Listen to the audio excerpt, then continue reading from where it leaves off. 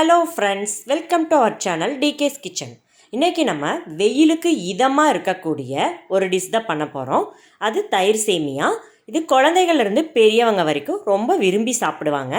வாங்க அதுக்குண்டான இன்க்ரீடியன்ட்ஸ் என்னென்னு பார்த்துடலாம். சேமியா ஒரு பேக்கெட், மாதுளம்பழம் அரை கப், தயிர் ஒரு கப், பால் அரை லிட்டர்,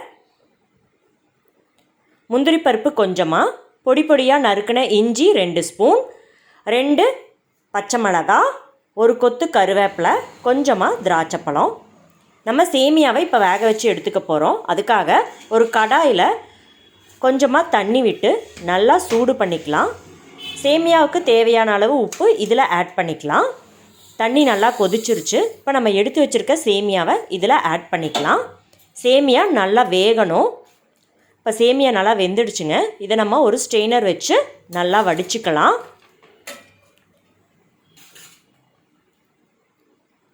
இதில் நம்ம கொஞ்சம் தண்ணி ஆட் பண்ணி ரொம்ப குழஞ்சு போகாத அளவுக்கு செஞ்சுக்கலாம். ஒரு பாத்திரத்துக்கு மாற்றி கொஞ்சமாக ஆற வச்சுக்கலாம். இதில் நம்ம எடுத்து வச்சுருக்க தயிர் சேர்த்திக்கலாம். நல்லா பெரட்டி விட்டதுக்கப்புறமா எடுத்து வச்சுருக்க பால் ஃபுல்லாக ஆட் பண்ணிடலாம். எல்லா பாலும் சேர்த்திட்டு நல்லா கலந்து விட்டுக்கலாம். சேமியாவில் முதலே நம்ம உப்பு போட்டிருக்கோம். இப்போ இந்த பால் தயிருக்கு தேவையான அளவு உப்பு நம்ம இதில் ஆட் பண்ணிக்கலாம். ஒரு கடாயில் எண்ணெய் விட்டு 1 ஸ்பூன் கடுகு போட்டு, கடுகு நல்லா பொரிஞ்சதுக்கப்புறமா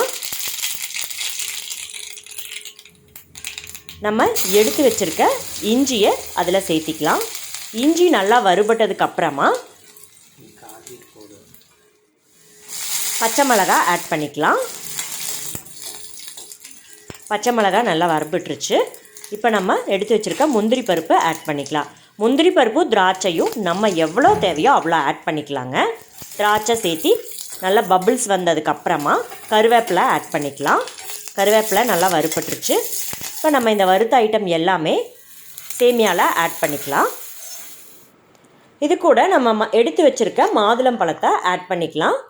கொத்தமல்லி தழை மேலே தூவி இதை எல்லாமே நல்லா கலந்து விட்டு ஃப்ரிட்ஜில் நம்ம ஒரு 2 மணி நேரம் ஸ்டோர் பண்ணிக்கலாம். இப்போ 2 மணி நேரம் ஆயிடுச்சு, ஃப்ரிட்ஜிலேருந்து எடுத்துட்டோம்.